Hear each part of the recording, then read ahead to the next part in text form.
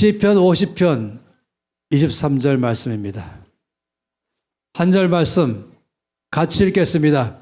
감사로 제사를 드리는 자가 나를 영화롭게 한 그 행위를 옳게 하는 자에게 내가 하나님의 구원을 보이리라. 아멘. 제가 한 가지 오히려 짧으니까 짧은 시간에 하기 위해서 도표를 먼저 보여주겠습니다. 어제 그리고 우리 이제 김진성 목사님에게 부탁했더니 단 1분 만에 나온 작품이에요. 요셉의 인생의 삶에서 10번에 걸치는 인생의 삶의 전환점. 제 나름대로 요셉의 모든 이 삶을 보면서 만들어 놓은 도표입니다. 13년 동안 17살 때부터 그 인생은 상당히 어떻게 말하면은 다르게 말하면 꼬였다고 말할 수도 있겠지만은 인생에 아주 불행하다 또는 아주 어려운 환란에 들어갔다 이렇게 말할 수 있는 것이 요셉의 삶의 출발점이 17살입니다. 그러면서 많은 과정, 13년의 과정을 지나서 나이가 30살 되었을 때에 이제 우리가 아는 것처럼 당시에 가장 강력한 제국인 이집트 왕조의 그것도 가장 활발한 그 시기에 총리가 됐던 것이 있습니다. 그것이 바로 요셉의 삶이죠. 그리고 나서 이제 22년 더 지나서 요셉의 나이가 39살 됐을 때에 이제 10명의 형님들을 만난 사건이 있게 됩니다. 몇 가지의 과정을 거친 다음에 요셉은 형님들에게 자기 정체를 밝혔습니다. 죽은 줄만 알았던 요셉인데 그런데 살아있는 것입니다. 그런데 사실은 22년 만에 만난 11번째 막내에서 두 번째 아니겠어요? 요셉을 보는 순간에 형님들이 얼마나 반가울 수 있겠어요?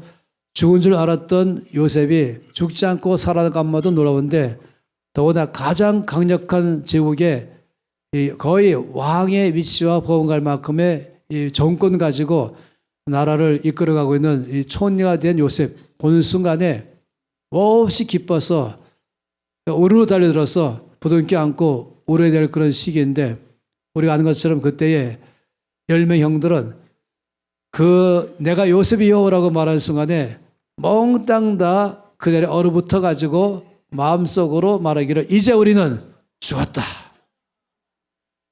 과거에 했던 것을 떠오르기 때문에 그런 것이죠. 이럴 때 요셉의 고백이 참으로 놀랍습니다.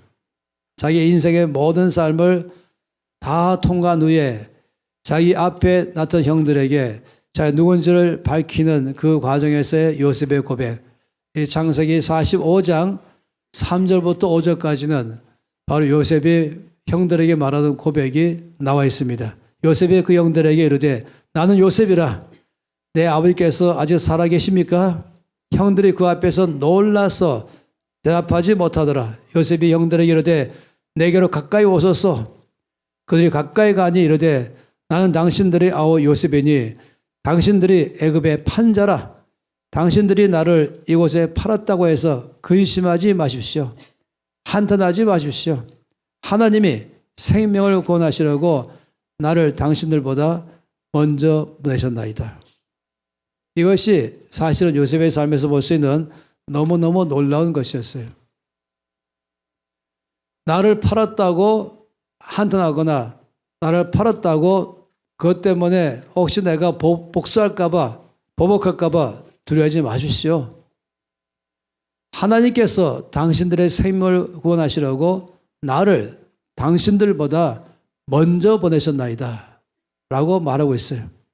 이어서 또 7절과 8절 말씀의 고백이 참으로 놀랍습니다. 하나님이 큰 구원으로 당신들의 생명을 보존하고 당신들의 후손을 세상에 두시려고 나를 당신들보다 먼저 보내셨나니 그런즉 나를 이리로 보낸 이는 당신들이 아니요 하나님이시라.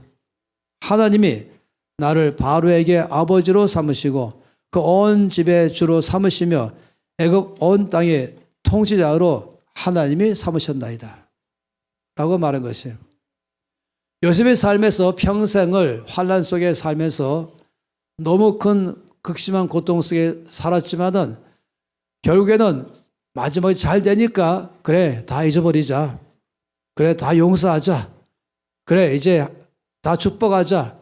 이런 것이 아니라는 것이에요. 요셉의 고백 보고 있으면은 요셉이 나중에 잘 됐기 때문에 이제 과거를 잊자 이런 차원이 아니라는 것입니다. 요셉의 모든 인생의 삶의 이 한 단계 한 단계 속에 갈 때마다 그가 그때 어떻게 반응했는지를 이 고백 속에서 알 수가 있습니다.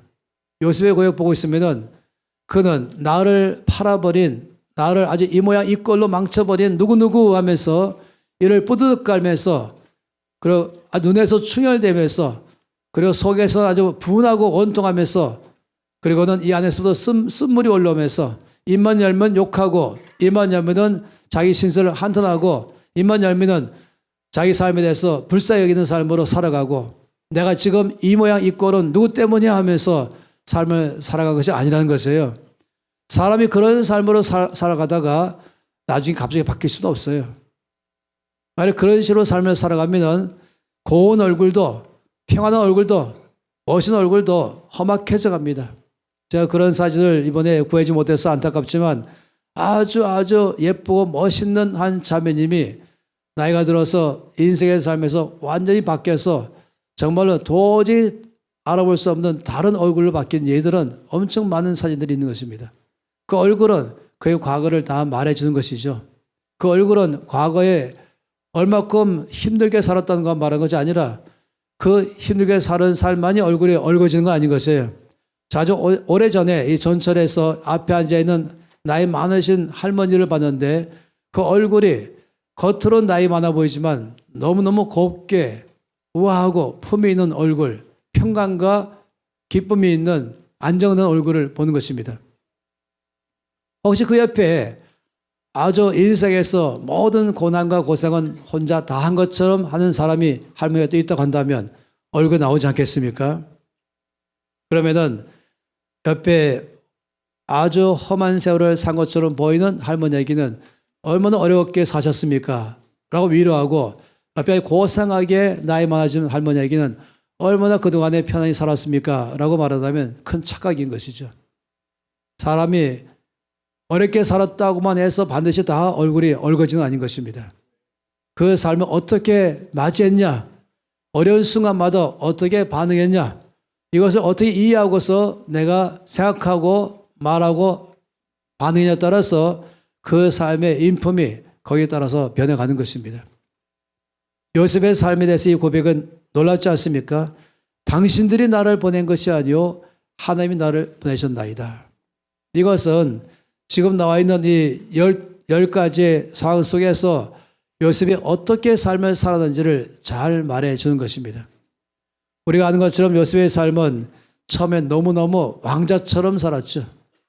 그 집에 12명의 아들 중에서도 11번째 요셉은 아버지 야곱에게 아주 많은 사랑을 받았습니다. 특별한 사랑을 받았죠. 제가 계산해 보니까 요셉에 대해서 말할 때 요셉은 37장 3절 창세기에는 노년에 얻은 아들이다. 그래서 다른 어떤 아들보다 더 사랑했다. 라고 말했어요. 노년에 얻은 아들이다 그러니까 계산해 보니까 야곱이 91세에 요셉을 낳았어요. 91세.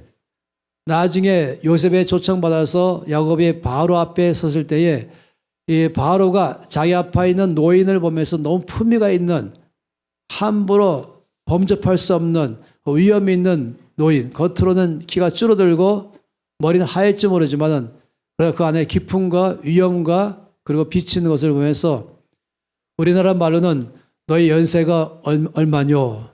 혹시 모르겠어요. 지금 번역은 한마디 말하면 너희 나이는 몇 살이냐? 이런 것이 아니에요. 그 말 자체 갖고 있는 히브리어는 존경과 경외심과 그리고 그 앞에서 나는 왕으로서 위에 앉아있고 아주 늙은 노인으로서 앞에 서 있지만은 그는 자기가 이 노인이 마치 나이 자리에 앉은 것처럼 보이는 것이죠. 그러니까 실례지만 연세가 어떻게 되십니까? 라고 물을 때 내 나이 130살입니다. 라고 말했어요. 그때 요셉은 총이 된 지 9년 되기 때문에 39살이었어요. 그렇기 때문에 나이 계산하니까 91살 때에 낳은 아들이니까 얼마나 사랑스럽겠어요. 더군다나 자기가 가장 사랑하는 라헬의 소생이기 때문에 또 얼마나 사랑스럽겠어요. 게다가 요셉이 아주 어릴 때에 그 생모가 또 죽었어요. 그러니 더 마음에 측은한 마음이 있으면서 요셉에 대해서 야곱은 대단히 사랑스러운 마음이 있었죠. 그래서 그에게 채색 옷을 지어 입혔습니다. 제가 채색 옷을 봤어요. 이것이 바로 채색 옷이죠. 요셉이 입고 있는 채색 옷을 그린 그림입니다. 채색 옷을 입히고 있는 누가 이제 그림으로 그린 것이죠. 자, 이걸 보면서 연상되는 옷이 있어요. 바로 우리나라의 색동옷입니다. 똑같아요. 이 채색 옷과 이 색동옷이. 이 나라 민족이 아는 거예요. 이 아들, 딸에게 가장 사랑받는 아들, 딸에게 입힌 옷이 바로 이 흔히 말하는 색동옷. 아마 이것을 요즘 세대가 못 봤겠죠. 그런데 가장 사랑하는 아들, 딸에게 입히는 옷이었습니다. 야곱은 다른 아들들에게는 이 옷을 안 입히고 오직 요셉에게만 따로 구별해서 이 옷을 입혔어요. 그런데 이 형들 10명은 아버지와는 달리 요셉에 대해서 아주 싫어했습니다. 시기했다는 말씀이 성경에는 나오고 있고 미워했다는 말씀은 3번이나 기록하고 더 미워했다라고 말을 하고 있습니다. 그래서 그 형들이 아버지가 자기들보다 요셉을 더 사랑하기 때문에 그를 미워해서 그에게 편안하게 말할 수 없었다. 이전 번역에 너도 왔죠. 언사가 불편했다. 다시 말하면 원래 뜻을 말한다면 이 히브리 사람들은 만나면은 샬롬이라고 말합니다. 그래서 이 가슴에 대면서 우리 레즈 목사님의 절부터 샬롬, 심장에 대면서 샬롬, 내 마음으로 사랑합니다. 그리고 주님의 평강이 늘 넘치길 바랍니다. 자, 다시 시작하면서 우리나라 이 대한민국 코리안들은 태생부터가 샬롬이었어요. 평안하십니까? 안녕하세요. 어떤 엉뚱한 사람들은 전쟁이 하도 많이 일어나서 죽고 겨우 살았을 때 아직 안 죽었습니까? 그래서 안녕하세요 물었다고 말하는데 말도 안 되는 얘기 하세요. 처음부터 샬롬이었습니다. 샬롬, 하나님의 평강이 당신에게 넘치기를. 이 온 세상에서 이 나라는 날 때부터 5천 년 전부터 우리는 안녕하세요 했어요. 처음부터 우리 샬롬 한 것이었습니다. 샬롬. 가장 좋은 인사인데 10명의 형들은 요셉에게 절대로 샬롬이라고 안 했다는 것입니다. 그 말인 것이. 그 정도로 아주 불평한 게 있었죠. 더 형들이 미워한 이유는 아니 17살 된 이 멀쩡히 다 큰 이 동생은 조금 일하지 않는 것이 양들이 엄청 많았거든요. 주업이 목주업이니까. 근데 양 키우는 것은 쉬운 문제가 아니에요. 바로 앞에 가서 왔다 갔다 하는 게 아니라 끌고 풀이 있는 곳이라면 필요하면 10km, 20km, 30km까지 갔다 와야 되는 것이에요. 이런 일을 아버지가 10명에게만 맡기고 요셉은 집에서 놀게 하는 것입니다. 얼마나 마음이 힘들었겠어요. 게다가 또 요셉이 철없이 자기의 꿈을 가지고 막 말하니까 형들이 더 불편했죠. 내가 꿈을 꿨는데 내가 형님들한테서 경비받고 있더라. 이러니까 화가 났죠. 그렇죠. 기분 나쁜데 말하니까 말입니다. 그래서 아버지가 이 아들 10명을 위해서 뭘 주기 위해서 요셉에게 형들이 가서 이 선물 주고 오라 라고 시켰죠. 요셉이 형들을 만나러 나가는데 이 목자들은 어느 한 곳에서 양치지 않아요. 계속 이동하면서 하기 때문에 이 요셉이 형들 찾느라고 엄청 헤맸습니다. 드디어 물어가면서 형님들이 있는 곳을 멀리서 발견했습니다. 그래서 요셉은 기쁜 마음으로 막 뛰어갔죠. 근데 형님들 10명이 야 꿈꾸는 자가 오는구나. 저 자 이제 죽이자. 어떻게 죽일까를 지금 의논했습니다. 그 요셉이 너무 기쁘게 딱 왔는데 오자마자 10명이 9명이 루벤 자가 어디 갔으니까 달라붙어가지고 바로 그를 운동에 집어넣어버린 것입니다. 이것이 첫 번째 갖고 있었던 이 도표의 첫 번째죠. 웅덩이 속으로 들어갔습니다. 깜깜하고 물 없는 웅덩이 안에 있는데 바깥에서는 쟤를 어떻게 죽일까? 자기를 가장 잘 격려하고 위로하고 늘 용기를 줄 줄 알았던 형님들이 자기를 죽이겠다고 나선 것입니다. 그래서 마침 거기에 상인들이 지나가니까 요셉을 이 형들이 노예로 팔아버렸죠. 그 노예로 되는 순간은 신발을 벗고서 그 뜨거운 미디안 광야의 사막을 맨발로 걸어가기를 한참을 간 것이에요. 저는 이 시나이 반도에서 50m를 수영하려고 맨발로 걸어갈 때 거의 화상이 있는 줄 알았었습니다. 발은 다 이제 화상이 있고 부러져서 멀리까지 가서 드디어 애국까지 왔죠. 이집트에 와서 노예 시장에다가 요셉을 세워놨습니다. 노예 시장에 세워서 노예를 팔기 위해서라면 속옷만 입히고 몽땅 옷을 벗게 되는 것이, 그래야 건강하고 병들지 않은지를 표시할 수 있는 것이죠. 그리고는 이름도 아니고 그냥 얼마짜리요라고 하면서 완전히 사람 취급받지 않는 자리 속에 노예 시장에 섰습니다. 그리고 보디발이 퇴근하다가 요셉을 사서 그 집에서 드디어 본격적으로 노예 생활을 시작했죠. 그런데 요셉이 하는 것을 보니까 너무너무 신뢰할 만하니까 노예지만은 집 전체를 관리하는 청지기로 맡겼습니다. 그래서 집 관리인이 됐죠. 이 보디발 그러면은 이 호위 대장이기 때문에 이 정도라면은 여러분 아시겠지만 집이 거대한 대저택에다가 일하는 사람만 수십 명이 있기 때문에 아주 큰 저택입니다. 게다가 그는 그 집에는 특별히 감옥도 있었어요. 그런 데서 청지기의 삶을 잘 살았죠. 그런데 너무너무 멋있는 준수한 청년이었어요. 그러니까 이 보디발의 아내가 끝없이 요셉을 유혹했죠. 그때마다 요셉은 아주 단호하게 딱 거절했습니다. 한 번은 또 어느 날 집에서 또 일하는데 이 보디발이 또 유혹했습니다.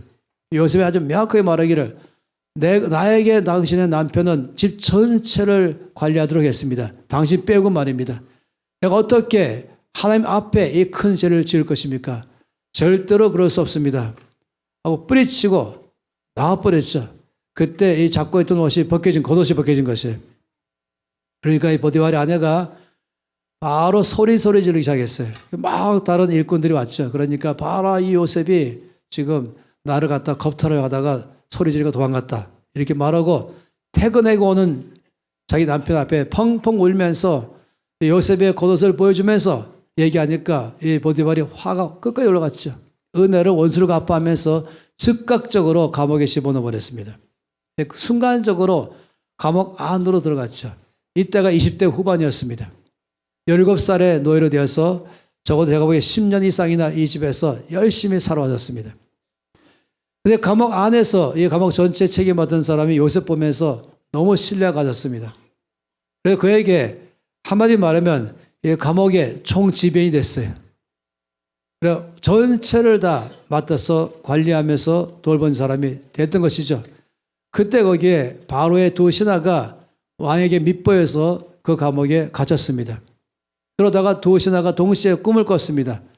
요셉이 그 꿈 얘기를 해석해 줬죠. 한 사람은 죽을 것이고 한 사람은 복권될 것이다. 그 말대로 3일 후에 한 사람은 사형당하고 한 사람은 다시금 복권됐습니다. 그때 요셉이 얘기하기를, 나는 여기에 갇힐 만한 죄를 지은 적이 없습니다. 왕한테 가서 나의 무감을 얘기해서 나를 이 감옥에서 풀어주세요 말하니까 이 신하는 걱정하지 말라고 하면서 갔겠죠. 그런데 가자마자 까맣게 버렸어요. 오늘 내일 뭔가 석방 소식이 올까 기다리는 날이 하루 이틀 하다가 2년 지났어요. 만 2년. 엄청 긴 세월이죠. 2년 후에 하나님이 요셉에게 일할 수 있는 길을 줬죠. 바로 바로가 꿈을 꿨습니다. 이 꿈이 너무너무 이상한 꿈인데 이 꿈을 이집트 왕조의 어떤 누구도 해석을 못했습니다. 바로 이때 이 신하가 2년 전에 요셉이 떠오른 것이죠. 그래서 왕 앞에 이렇게 우리의 꿈을 잘 해석했던 그 사람 있습니다 말하니까 왕이 바로 데려오라. 급하게 요셉이 수염도 깎고 모욕하고 옷 갈아입고 바로 앞에 서게 되고, 그리고는 바로의 꿈을 해석해 주면서 동시에 그 해결책까지 다 알려줬죠. 그러니까 왕이 뭐 다른 사람 구할 게 뭐가 있냐? 네가 바로 적임자다. 네가 이제부터 나는 그냥 자리만 왕일 뿐이고 너는 왕같이 이 나라의 모든 것 다 책임져라. 나라의 이 경제가 어려워지면은 사회가 어려워지고 정치가 어려워지는 것입니다. 7년 대풍년, 그 다음부터 오는 7년 대흉년은 온 나라 전체를 다 망하게 할 것입니다 했던 것이죠. 방법은 좋은 지혜로운 사람이 7년 풍년을 잘 관리해서 흉년을 대비해야 됩니다 했더니 왕이 네가 그 일을 해라. 한순간에 총리가 되면서 정말로 그는 지혜롭게 7년간의 풍년을 잘 저축해서 저장해서 흉년을 대비했던 것입니다. 이럴 때에 이제 형들이 식량 구하려고 온 것이죠. 이때 요셉의 나이가 39세였습니다. 총리로 된 지 9년 차인 것이죠. 요셉이 한눈에 알아봤어요. 형들인 거를. 물론 이 형들은 요셉을 전혀 못 알아보죠. 첫째는 복장이 다르고 말할 때마다 알아보러 말한 것이고 높은 데 앉아 있어가지고 감히 얼굴을 쳐다보지 못하는 것입니다. 요셉은 형들을 여러 차례 얼마큼 바뀌었는가를 확인해 본 다음에 드디어 이제 자기 정체를 아까 말한 대로 밝힌 것입니다. 우리는 그 속에서, 그 말 속에서 요셉이 자기 있는 이 모든 것, 운동회 속에 갇힐 때 요셉은 어떻게 반응했을까? 노예시장에 끌려가면서 노예시장에 섰을 때 그는 도대체 어떻게 반응했을까? 자기 지금 신세를 어떻게 해석했을까? 그리고 보디발의 집에서 노예 생활할 때는 어떻게 자기 삶을 이해했을까? 또 보디발의 청직이 있을 때는 어떻게 반응했을까? 보디발의 아내의 유혹에 거절하다가 감옥 갔을 때 그는 거기서 어떻게 나의 이 모든 삶에 대해서 생각하고 반응했을까? 이 모든 것이 그 요셉이 마지막에 말했던 45장의 고백이 열쇠가 되기 시작하는 것입니다. 전 처음에 어릴 때는 요셉에 대해서 제대로 이해를 못한 게 분명합니다. 왜냐하면 요셉이 보디발의 집에 있을 때에 대해서 뭐라고 성경에서 말씀하냐면 하나님께서 요셉과 함께 하심으로 요셉을 형통케 하시고 그래서 보디발이 보니까 너무나 요셉이 신실하고 충성된 지혜로운 청년인 줄 알게 되니까 신뢰감을 가지면서 그에게 일을 맡기고 일을 맡기니까 하나님께서는 요셉을 더 축복하심으로 보디발 집 전체를 다 복되게 하시고 요셉이 하는 것마다 주께서 형통케 하셨다라고 말씀했습니다. 그래서 저는 요셉에게 특별한 하나님의 돌보심이 있구나 라고만 생각했습니다. 전적인 하나님의 은혜로 요셉이 이렇게 보디발의 집에서도 전체를 책임하셨구나 라고 알았죠. 감옥에 있을 때도 성경 말씀 가운데 하나님께서 요셉과 함께 하심으로 감옥 책임자에게 은혜를 베풀게 하고 감옥 책임자가 요셉에게 일을 맡겼다 이렇게 나와 있습니다. 하나님께서 요셉과 함께 하셨다. 요셉에게 축복하셨다. 형통한 삶을 살게 하셨다. 아마 이것이 요셉이 총리가 된 비결이 아닐까라고 생각했습니다. 반은 맞는 것에 근데 반은 맞지만 제가 가장 중요한 사실을 잃어버렸습니다. 하나님이 축복하심으로 총리되었다. 하나님이 요셉을 형통케 하심으로 가는 것보다 형통한 삶을 살았다. 이것만 생각했어요. 하나님께서 축복하신 것만 생각했어요. 그런데 한 가지 더 중요한 사실을 제가 놓쳤던 것입니다. 그것은 이것입니다. 만일에 요셉이 운동이 속에 있을 때부터 두려워하며 떨며 형들을 미워하며 끌려가면서 이를 부드득 깔며 또 노예로 살면서 매일마다 하루 종일 고단히 일한 다음에 저녁 때는 컴컴한 그리고 아주 형편없는 방 안에 쿡 처박힐 때는 앉자마자 몸이 쑤시면서 순간적으로 나를 이 모양 이 꼴로 맞는 누구누구 하면서 공중에 10명의 얼굴이 쫙 떠오르면서 이 왼수들 하면서 내 신세를 망친 자 매일 그런 식으로 살아간다면 입만 열면은 불평이요 입만 열면 원망이요 그리고 자기를 불쌍히 여기며 형들을 미워하며 증오하며 한이 맺히며 결과적으로는 화살은 하나님께로 갈 것이며 그러면 요셉의 삶은 가면 갈수록 험악한 사람 될 것이고 그 입은 갈수록 또 욕만 늘어날 것입니다. 그러니 모든 사람에 대해서 좋은 시선으로 바라볼 리가 없죠. 다 원수로 보이는 것이에요. 그래서 피해의식으로 꽉 찬 그런 사람으로 살아가게 될 것입니다. 그러면 바로 그런 사람에게 하나님께서 얘야 라고 불러도 전혀 하나님의 얼굴을 못 보지요. 내 앞에 있는 이 어려운 것, 이 어려움을 주는 사람들만 꽉 찼기 때문에 그의 귀에는 주의 음성도 안 들리고 그의 눈에는 주님이 안 보이는 것입니다. 주님이 안 계신 게 아니죠. 모든 사람 가운데 주님 계십니다. 그런데 모든 사람 은혜를 다 받는 게 아닌 것이에요. 주께서 말씀하기를 나는 은혜 받을 자에게 은혜를 준다. 나는 긍휼히 여길 자에게 긍휼을 베푼다. 이 말은 무엇입니까? 모든 사람을 은혜 주기를 원하시지만은 은혜 받을 수 있는 사람은 받게 된다고 말하는 것입니다. 불평하고 원망하고 한 맺혀 있으면서 미움을 꽉 차 있으면서 모든 것마다 피해의식으로 꽉 차 있다면은 그럼 은혜 받을 수 있는 그릇이 안 되는 것입니다. 은혜를 받을 수 있는 준비가 돼야 은혜 받는 것이죠. 그런 요셉이 당신들이 나를 보낸 것이 아니요 하나님이 나를 보내셨습니다라고 말한 것은 운동이 안에서부터 이 10번까지 단계 속에서 요셉은 자기 앞에 있는 모든 상황과 사건과 사람과 환경에 대해서 어떻게 반응했는지를 아는 것입니다. 요셉은 웅덩이를 바라본 것이 아니라 하나님을 바라보았습니다. 자기 인생을 망치는 10명 형들을 바라본 것이 아니라 어떤 상황 속에서라도 나와 함께 하시는 하나님을 바라보았습니다. 요셉은 나는 이해가 안 되지만은 도저히 내 머리로는 이 상황이 왜 여기는 답변이 없지만 한 가지 아는 것은 나의 하나님은 은혜로우시다. 나의 하나님은 신실하시고 선하시다. 나의 하나님은 모든 계획에 나를 향한 계획은 늘 사랑이시다.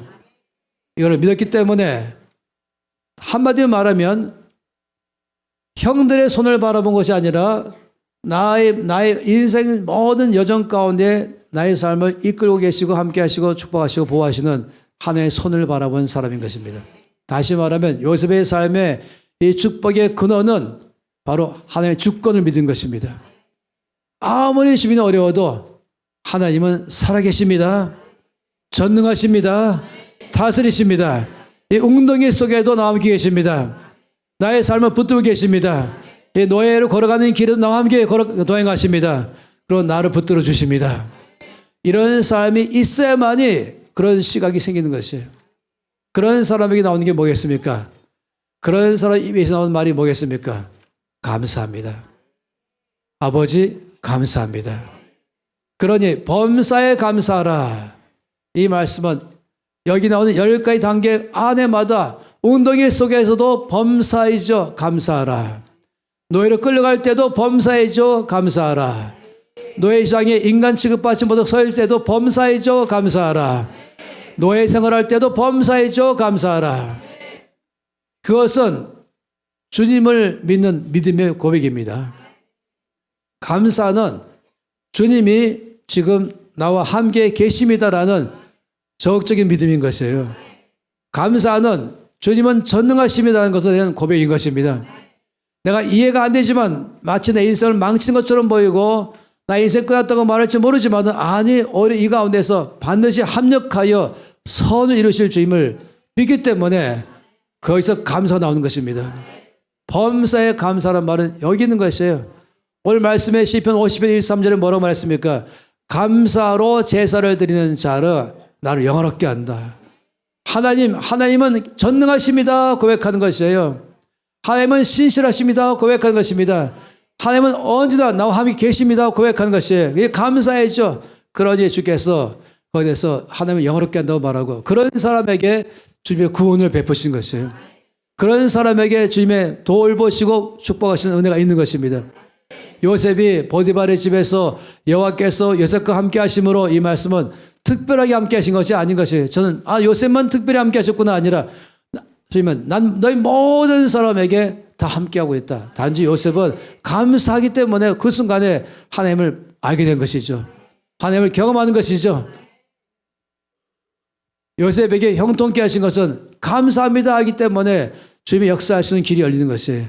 믿음은 하나님의 능력이 나의 것에 오게 하는 통로라고 말씀드렸잖아요. 믿음은 전기 스위치 같아서 이미 전기는 꼭지까지 와 있지만 거기 있는데 스위치를 누른 순간에 즉각적으로 불이 들어오는 것이죠. 하나님은 항상 거기 계십니다. 내 옆에 계십니다. 전능자로 계십니다. 선하심으로 계십니다.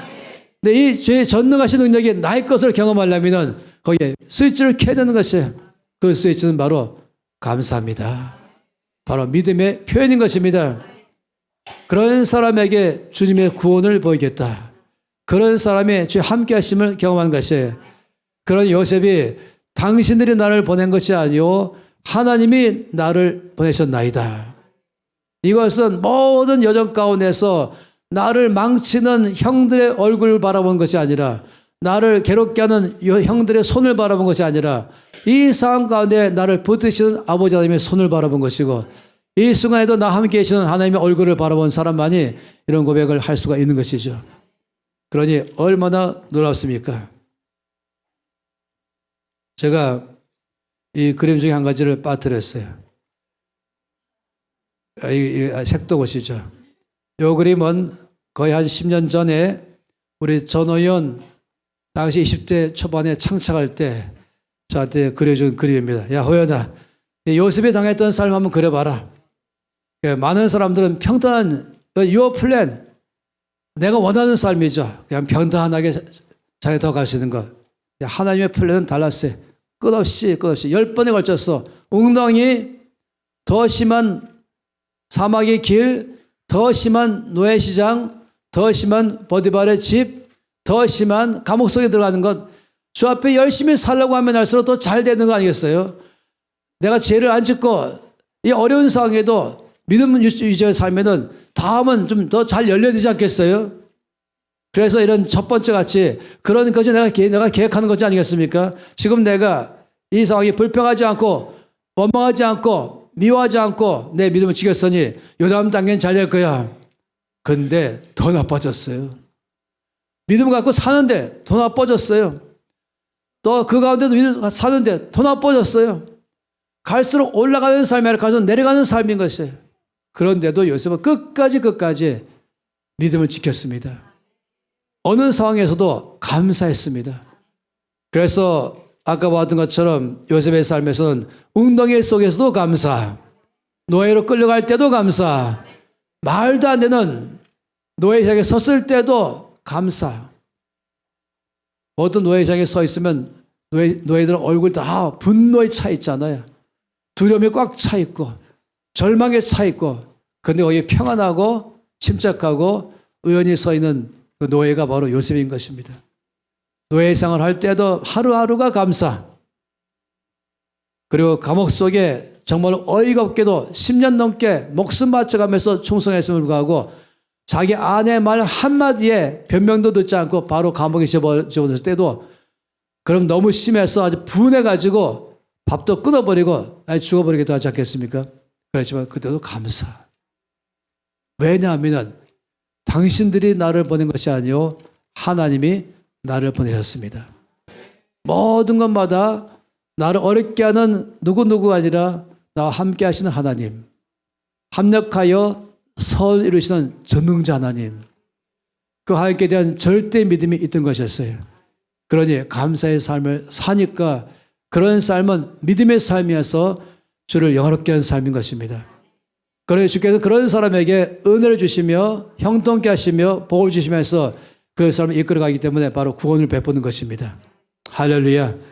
우리가 앞으로의 모든 삶에서 우리 지금 어느 누구도 요셉보다는 더 나은 삶은 더 힘든 삶은 없을 거예요. 그런 요셉을 통해서 우리 가운데 강하게 말씀하십니다. 범사에 감사하라. 거기가 바로 주님을 경험하는 길입니다. 다 함께 손 높이 들고 기도하겠습니다. 요셉처럼 나의 모든 상황 전체를 바라보는 눈을 바꾸겠습니다. 모든 시선을 주께로 드리겠습니다. 언제나 이 가운데 나와 함께 계신 하나님을 바라보겠습니다. 내 원수의 손을 바라보지 않고 나를 괴롭게 하는 원수의 손이 아니라 나와 함께 하시는 아버지의 손을 바라보겠습니다. 원수의 얼굴을 보고 증오심이 있는 것이 아니라 이 가운데 나를 보시며 축복하시는 아버지의 얼굴을 바라보겠습니다. 아버지, 이제부터 내 입에서 불평을 끝나겠습니다. 내 입에서 원망을 끝이겠습니다. 각종 부정적인 말을 끝나겠습니다. 나를 욕구를 만든 누구누구 아니라 아버지 언제나 나와 함께 계십니다. 믿음의 삶을 살아내겠습니다. 손 높이 드시면서 입으로 고백하시면서 아버지 요셉처럼 살겠습니다. 요셉의 DNA를 나에게 갖겠습니다. 범사에 감사하며 살겠습니다. 불평을 그치고 원망을 그치겠습니다. 다 함께 주여 외치면서 기도하겠습니다. 주여, 아버지 참으로 감사합니다. 나의 모든 싸움 가운데서 요셉처럼 감사의 삶으로 살아내겠습니다. 원수의 손을 바라보는 것이 아니라 언제나 나와 함께 계시면서 나를 축복하시며 나를 붙드시며 이끄시는 아버지 하나님의 손만 바라보겠습니다.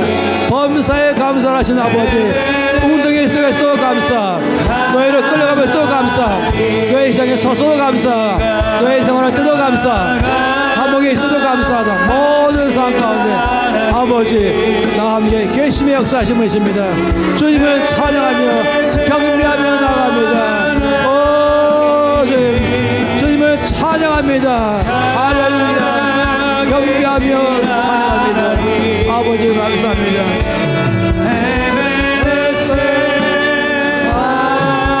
다같이 찬양으로 아버지 나의 고백입니다. 여기까지 인도하셨네. 아멘. 감사하신 하나님, 할렐루야. 장래에도 인도하시리. 아멘. 살아계신 하나님, 아멘. 감사하신 하나님, 에베네셀 하나님,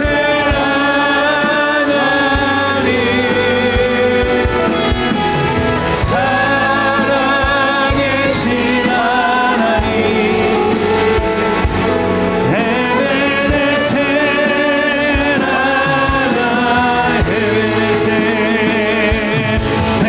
에베네셀 하나님, 에베네셀 하나님, 아버지 감사합니다. 웅덩이 속에서도 감사합니다. 노예로 끌려가고 맨발로 살이 다 찢겨도 감사합니다. 노예 시장에서 인간 이하의 취급받아도 감사합니다. 노예 생활하면서 장래가 깜깜해 보여도 감사합니다. 억울하게 누명 쓰여서 감옥에 들어가도 감사합니다. 아버지는 전능자이십니다. 언제나 어디서나 나와 함께 계심을 믿습니다. 원수의 손을 바라보지 않고 아버지의 손을 바라보겠습니다. 범사에 감사라고 말씀하신 아버지, 매 순간마다 앞으로는 감사의 삶을 살겠습니다. 요셉의 DNA를 취하겠습니다. 요셉처럼 당신들이 나를 보낸 것이 아니요 하나님이 나를 보내셨나이다. 이런 고백하는 삶을 살아내겠습니다. 바로 거기가 죄의 은혜를 맛보는 장소요, 바로 거기가 죄의 임재 가운데 모는 장소인 것을 믿습니다. 우리의 마음을 감사합니다 말할 때 보호하시고, 우리 생각을 감사합니다 말할 때 보호하시고, 우리 입을, 우리 감정을 감사합니다 말할 때 보호하셔서 죄의 은혜 가운데로 이끌 줄로 믿습니다. 예수 그리스도 이름으로 기도합니다. 아멘.